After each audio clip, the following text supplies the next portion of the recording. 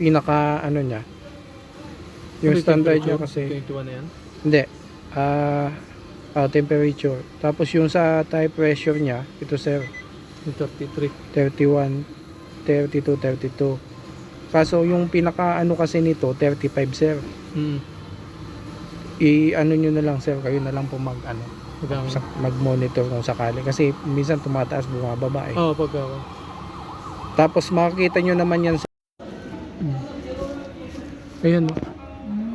Ito yung left, ito yung right. Tapos itong 33, 31, 32, yun yung ano ng hangin, yung PCI. Tapos itong 2.1, 2.0 temperature. Temperature. Naka-connect na yan sa ano, sa Gulong.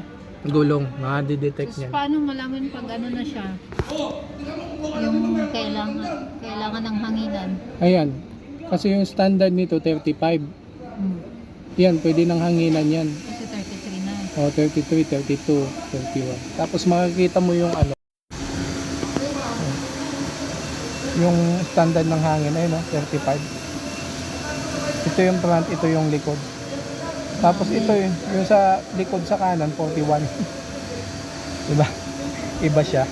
Paano malaman? Ayun. 41 na sa PCI. likod. Ito yung 35, 35, 35. Yung Kasi yan yung rear nakalagay. ayun. Tapos yung front.